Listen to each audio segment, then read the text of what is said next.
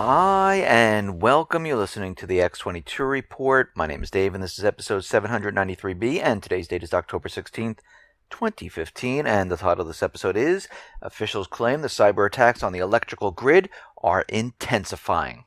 Now, before we get started, I have an announcement to make. Tomorrow, Saturday, I'll be uploading an interview with Michael Snyder. He is the creator and owner of the Economic Collapse blog. He also runs the End of the American Dream website. If you're on the X22Report.com email alert system, you will get an email. If you are a subscriber to the X22 Report Spotlight channel, YouTube should send you an email. If not, you can come right over to the YouTube channel, type in X22 Report Spotlight, you'll see the video, or you can come over to the X22Report.com site, scroll down a little bit, look over to the right side, and you should see the video right there. Let's get into the economic collapse, political and geopolitical news. Now, out in Afghanistan, we understand at this point that the U.S. is completely responsible for destroying this hospital. And Doctors with Borders are pushing the idea that the U.S. should be brought up on charges for war crimes. And we know the hospital had a banner on top of the roof saying it's Doctors with Borders, without borders. And they also handed over their GPS coordinates to let them know, yes, we are located here. There are no other buildings around the hospital. The building is located in a field. And the U.S. doesn't want an investigation. Instead, they're paying off people.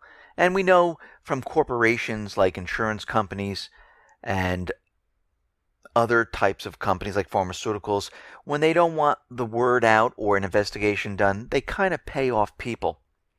And this is what the U.S. is doing right now. Now, normally what companies or governments like to do is they like to destroy the evidence so there's nothing left, or mess it up so that nobody can make anything out of it. So the U.S. decided they're going to have a tank force its way into the Afghanistan hospital that they destroyed, 11 days ago. And basically what they were doing is driving the tank through, destroying the evidence. I mean, how much more obvious are they going to make it? That they knew and they wanted to hit this hospital even though there were no combatants in there. And now they're in there with a tank destroying the evidence. It's just mind-boggling. Now, out in Turkey is running around saying we shot down a drone. It's of unknown origin. Russia's saying, well, all drones that we have are functioning normally. All of them returned to base, so we don't know whose drone this is at this time. Now, it could be Russia's drone. Maybe they're just saying, you know something, we're not going to let the information out that we had a drone go down. Or Turkey's making a big deal about this, and it could be maybe a U.S. drone. And this is why they're not saying. But we don't know at this point. All we know is that Turkey knocked down a drone. Now, the U.S. and Russia are talking about air safety in Syria. And they're only talking about the technical questions. Russia's saying that they will soon sign an agreement on flight safety over Syria. And Obama is out there saying we can't agree on anything. Everything they're talking about, we really don't agree on. There's a couple issues that we do agree on, but most of it we don't agree on. Well, I think they're talking about two different things here. Obama's most likely talking about how Russia's not agreeing to leave the area and, stop the bombing of the Islamic State. And all they wanted to talk about is air safety. And Obama's saying they're not agreeing with what we're proposing, which is stop bombing the Islamic State. And we see right now that Russia is continually bombing not just the Islamic State, other terrorist groups inside the country. And at this time in the Middle East, in the Mediterranean, we see that all aircraft carriers, the United States aircraft carriers, have been recalled. Now they're saying that they're bringing them back for maintenance. And this is the first time for many, many years there are no aircraft carriers in the Persian Gulf. They have the Essex amphibious warship there. but they have no aircraft carriers. But we know going forward, aircraft carriers are very susceptible today because China and Russia have these new missiles that can destroy aircraft carriers. They're very hard to hit because they can maneuver as they're flying towards the target. They bob, they weave, and at this point, Russia has proven they can take their missiles from a very far distance and hit each one of the targets. And like I said before, when the United States government central bankers brings us into this war, we're not fighting Yemen, Libya, an African country, Ukraine. We're fighting countries that have weapons equal to or greater than the United States. Plus, they have nuclear weapons. And we can see the United States forces that are spread all around the globe. They're exhausted, they're tired. The equipment they're using, not so great. I mean, the F-35 is a lemon. It's not really working. It can't even beat a jet, which is like 20 years older than it, in a dogfight. So the U.S. is no way ready to go to war. Now, of course, those in power, especially the central bankers, they have no allegiance to a country or a group. Their allegiance is to debt.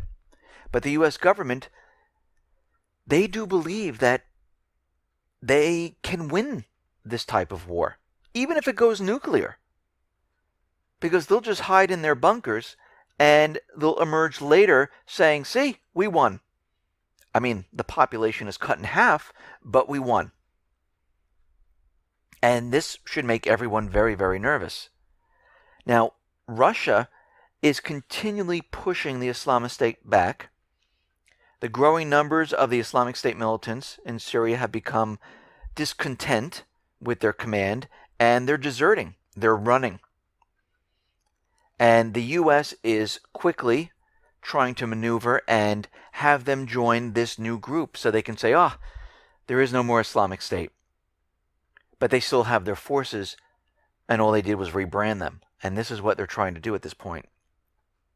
Iran is out there saying that all of this propaganda that's out there is just that propaganda. We do not have troops in Syria. Iran has dismissed reports claiming that Tehran has dispatched ground troops to Syria. The official said the claim by foreign officials and media about the presence of Iranian troops on the ground in Syria is aimed at distorting realities about the events. Well, do they have a full-on force in Syria? No, but they do have advisors. They do have a small number of troops, just like Russia. Do they have 150,000 troops? No. And you can see they've been adding and training and helping out. But there's not a problem with this because Assad is an ally with Iran and Russia. And he asked these countries for assistance. He didn't ask the United States, UK, Spain, France, Italy, Australia, Saudi Arabia, Egypt, Jordan, Qatar, to come into his country. Actually, all these countries invaded Syria, a sovereign country. Now, the Obama administration is out there and they're saying, listen, we just had a successful weapons drop in Syria. It went to the people it was supposed to go to. We have confirmation of this, and we are ready to drop more weapons into Syria because we know exactly where they're going. Yeah, to the Islamic State. Oh, actually, the rebranded group. Well, why would we ever believe them that they know exactly where anything is going? Because all of these groups in Syria, they're all the same. So yeah, in some sense, they do know exactly where they're going. To all the groups they control, they control. Al-Qaeda, the Islamic State, the Free Syrian Army, the rebranded groups. So it's all one and the same. There's no difference here. And they're ready to bring in more weapons, more advanced weapons to help out what is going on there. Now, the Pentagon is out there saying, we absolutely know for sure that the weapons that we dropped off did not go to the Kurds, because Turkey's making a very big deal about this, and we know who picked them up. We know it wasn't the Kurds. They have no clue who has these weapons. They could be anywhere. Because any group could come in, the Kurds can come in and take the weapons. The Kurds have said, yes, we have received a lot of these weapons. So the Pentagon is just out there pushing propaganda to make everyone feel good that everything is going smoothly out in Syria with their weapon drops. Now, the Syrian government, they have had a Syrian army officer in the Free Syrian Army as a spy. He's been there since 2012, and now he has returned to Damascus. They've been feeding Assad with intel, which allowed Assad to basically fight off the United States government central bankers and their proxy armies. So their group, the Free Syrian Army group, the Islamic State, they were infiltrated, and information was being passed back to Assad, and this is how Assad has remained in power for so long. This is how he knew where they were going to be, when they were going to be there, and this is why this battle really hasn't gone anywhere in years. Now we see the FBI director, James Comey. He is out there once again screaming on the top of his lungs that the Islamic State terrorist organization recruitment of U.S. citizens is so widespread, and it's going on 24 hours a day.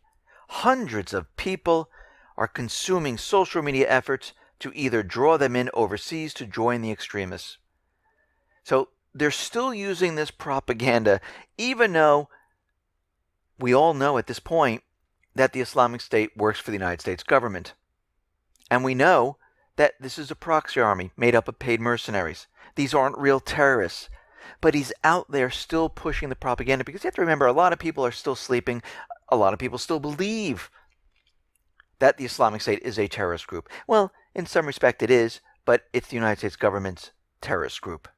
And there are certain reasons why he's out there doing this.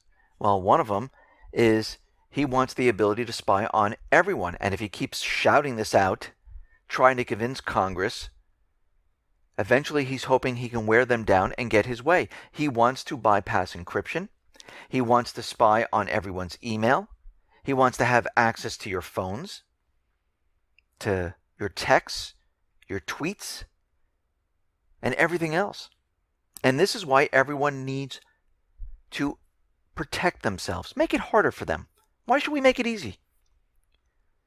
Use encryption. I have it on my site, on the X22Report.com. Someone created an open source. There's a link for PyCryptor. You can take it, use it, encrypt your messages.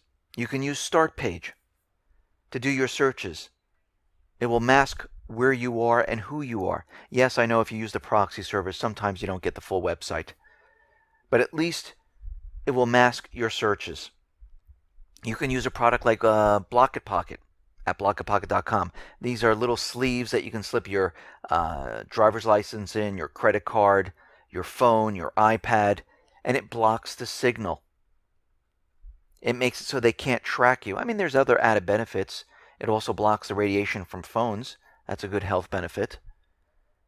But whatever we can do at this point is what we need to do. We should never make it easier. I mean, if we wanted to make it easier for everyone to come into our homes, we'd give a copy of our key to the government, to our homes. We give them the combination to our safe. We give them our bank accounts. But we don't do that. And we shouldn't be doing this with our electronic information either. It's private. It's ours. There's no need for them to see it. Now, we're getting word that the Islamic State is attacking the U.S. energy grid. U.S. law enforcement officials revealed that, yes, the power grid is being hacked. And they're beginning to push the cyber attacks to the next level. And Caitlin Durkovich, Assistant Secretary for Infrastructure Protection at the Department of Homeland Security, is saying, yes, sooner or later, someone or something is going to do serious damage to America's electrical grid. Now, they're saying the attacks from the Islamic State are coming in. They're saying they're not there yet. They're not advanced enough to get into the electrical grid. But what they're seeing is that they're getting better as time goes on. And one of their big concerns is that they'll just buy the capability. They'll hire people to do this. So we can see what they're doing at this point. They're pushing the idea that it's going to be the Islamic State or someone else, because they've already given us information that China, North Korea, and Russia have been cyber attacking the electrical grid, the banking system. And we know at this point from another researcher who told us that these low-level computer systems that don't have keyboards or screens have no protection whatsoever. They're wide open, and it's very easy to access them. Now, do I think it's going to be the Islamic State, Russia, China, North Korea? No. I think what they're going to do to kick this off is the NSA with their operatives. They will hit certain areas and bring down the grid. Now, they're not going to do the entire country all at once. That wouldn't make any sense. Because this way, people can't turn on their TV, their radios. No one will be able to hear the president. And remember, Obama now has the ability to go on everyone's TV, radio, all at the same time, nationwide, on the emergency alert system. And they don't want to bring down the entire country. They'll most likely do pockets. And this will most likely be coupled with physical attacks. Because what they did back in 2001 with 9/11, this has to be much, much bigger to convince the American people that we need to go to war. I mean, that was big back then. Buildings came down. But if we see at the same time dirty bombs, and we know Israel has been testing dirty bombs in the desert. If we see dirty bombs go off in multiple cities, and we see power grids go down in other cities, they can make the case that we are being attacked. Now, cyber attacks, they don't have to show any proof. The power grid went down. Look, we're being attacked. The banking system froze up. The stock market is down. Everything came to a screeching halt. We're going to need to close the banks right now. You can't access your money because we don't know how this cyber attack affected everyone's accounts. And this is what they're going to play up. And I wouldn't be surprised if there's funds missing from people's accounts and they're transferred to central banks. And then eventually what they're going to say is, this is so bad that we need to keep the banks closed. We might have to go under capital controls because the economy was recovering, but this was a huge, huge hit on the economy. And we don't know if the economy can basically handle this. And this is where we'll see capital controls. This is where we'll see bail-ins. This is where we see you cannot take out cash. You can still purchase using your debit card, but we can't let you have the cash. Maybe $25 a day. Maybe for a total of $100 a month. But everything will have to be done electronically. And they'll make some type of excuse, this is to your benefit, to keep all the funds in the bank to make sure everything is accounted for. And at the same time, they'll be playing up the physical attacks and who it was and how the Fed has to come in Of course, they can't raise interest rates, but they will start creating money, currency. And this will go into overdrive to try to save the economy once again. And they'll just keep playing it on, playing it up, that we were in a recovery, and this group or country brought down everything. And this is why we need to go to war. Listen, everyone, thanks a lot for listening. Be well, be safe, and especially be prepared. Thanks a lot.